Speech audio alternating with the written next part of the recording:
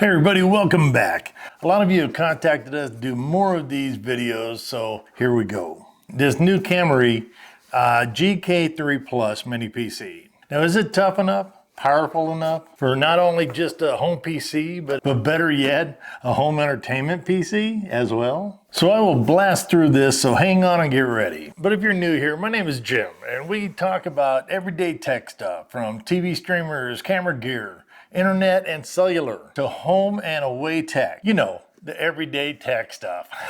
So if you're interested, please click on that subscribe button for more. Hey, keep watching and try not to skip through this.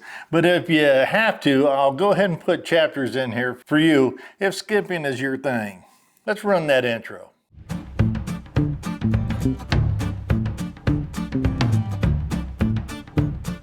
Hey, look, I truly mean it when I say welcome here. You all are the reason why I'm here. So thank you for your support. Now this one does pack a punch, and it's expandable storage, which I will go over in just a couple of seconds. First, I'd like to take you through what's in the box, and then some specs. Also remember, at the time of this video, this thing is on sale right now for the lowest price I've ever seen it. So if that helps your decision to try one, so if you're ready, let's go and take a look at what's in the box. Well, it comes with a mini PC, of course, a power cord, an HDMI cable, a monitor mount with screws, and the manual. Now this mini PC is powered by the Alder Lake N97, 2 GHz, max to 3.6 GHz, 4-core, 4-thread processor. Now the Intel Alder Lake N97 is a mobile processor for 4 cores, 6 megabytes of L3 cache, and a maximum turbo frequency of 3.6 gigahertz. Now this is part of Intel's 12th generation of processors, codenamed Alder Lake, and uses a hybrid architecture of performance and efficient cores. Now it has a built-in single channel 16 gigabyte DDR RAM and a 512 gigabyte M.2 SATA SSD. Now you can replace the SSD to a max 2 terabytes, or just add a 2 terabyte 2.5 inch drive, the SATA SSD drive, to expand the storage. It has UHD graphics support of 4K 60 gigahertz with 3 screen display if you want it, 2 HDMIs, and 1 VGA. That's a 15 pin, by the way. Now with the VGA, I'm not really sure anyone even uses these anymore. But if they do, it's right here. Now in my opinion, I think they should have put a USB-C I/O here instead. That would make so much more sense and would just make this even better. Also with power cords, I don't know why they don't do USB-Cs there too, but anyways. But I digress, or whatever the hell that means. Now it also has a Bluetooth 4.2 with a Wi-Fi 5. Wi-Fi 5. Ooh, that sounded good. A built-in ultra-quiet fan, along with a heatsink and a hard drive cooling cover to help cool that CPU processor and reduce hardware loss. Now the GK3 Plus mini computer measures out to roughly 5 inches square by 2 inches tall. Let's go ahead and take a look around the inputs. We'll start here. It has the power button, the USB 2.0, and 2 USB 3.2 spots. Now the backside has a power input, another USB 2.0, 2 HDMIs, an RJ45 Ethernet port, a 3.5 millimeter audio jack, and on the side over here is that VGA 15 pin connector. Now in the front here, it kind of has a status bar, a status light bar right here. Now as I mentioned, you can go ahead and add a 2.5 hard drive up to 2 terabyte inside here. Just remove the screws here and slide it open. Now you can go ahead and take out the drive carrier right here and get to that SSD and RAM if you need to. Now I plugged it in, and after the initialization, otherwise everything was up and running. In Windows 11, it only pulls about 15 watts. Now with this sitting at idle, you're only looking at 0.7. This is without the power onto it, just what it's going to draw as it sits.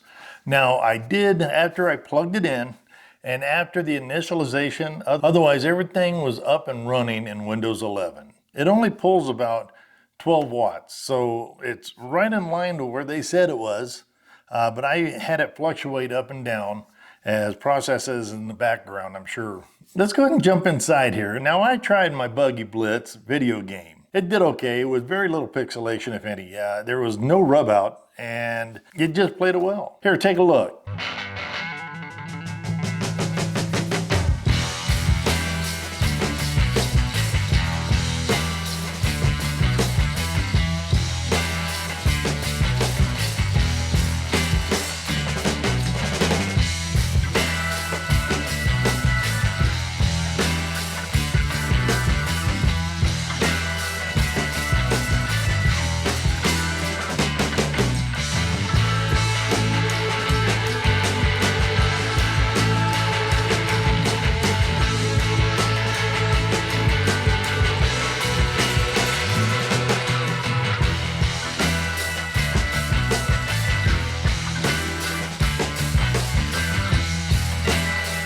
Now, I would have to say that this is fine for the less intensive gaming. Now, we're going to go ahead and do bench scores coming up next, but let's go ahead and look at some other scores, what it is and what it does. Just because of my audience, my viewer audience. Now, the Nvidia Shield Pro bench scores. Single core is 307, and a multi-core is 809. So there, 809. Now, next, let's do the Superbox Elite Pro. That's a single core of 111 and a multi-core of 385. That's a lot less than Nvidia Shield, isn't it? Let's take a look at the Apple Mac Mini with the M2 chip. Its single core is 2651 and a multi-core of 14,305. Now, but you got to know, this is a whole lot more money and from Apple. Okay, guys, let's take a look at this at 779 single core score and a 2300, which is very respectable. Now, I'm going to go ahead and just kind of run this down. If you need to see anything, you can pause it, stop it, look at it. But this is going to give you an idea of what it's doing. But yeah, very respectable score. I really like that. So we'll go ahead and go on. Now, I'd have to say this is very responsive and handles everyday computer work with ease. You know, the Microsoft 360 Office and such. Now, I did find that it shined on the movie type entertainment, playing any 4K or Blu-ray videos without any issues.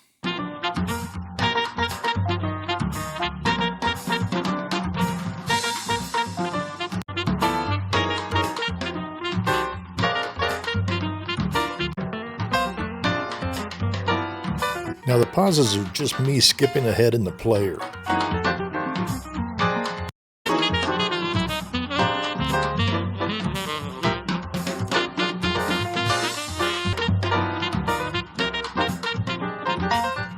Now, we will get more into this subject. Now, you're not going to want to miss that coming up. So, hey, if you're still with me, though, I do appreciate it, and I thank you for your support by watching my videos. So far, my thoughts are, if you are looking for a hardcore gaming mini PC, even though this is a very capable PC, this is not it.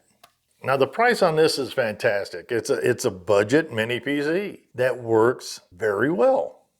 Like I said, this price is a great value, but you can spend hundreds more. For like an Apple M4 Mini, the Lenovo Mini, or even the NUC, etc., etc., etc. If you're buying an Apple M4 Mini computer, their build structure for what you're going to want will add you up to way over $1,000. Let me know in comments if any of you have the Apple, and is it worth the price? Now, I went ahead and I paired this up with a Logitech wireless keyboard and mouse. Okay, so that way there's only one dongle needed, USB dongle, that handles both of them. And what I also did is I hooked up the WeChip W3 remote control. Now, that worked really well, using it for, the movie stuff. Now, I found that this works well as a Plex server, or even a Kodi server, for your home entertainment needs, okay? And possibly an Android box replacement. Yep, you heard me right. Another thing I wish they wouldn't do is like these stickers. They don't come off easy. So you're gonna have to use, chemical or whatever to take that gooey crap off. If they could just put a static cling type one on there would be a lot better. Just one of my little pet peeves. I don't like when they put a bunch of crap on the faces and so forth.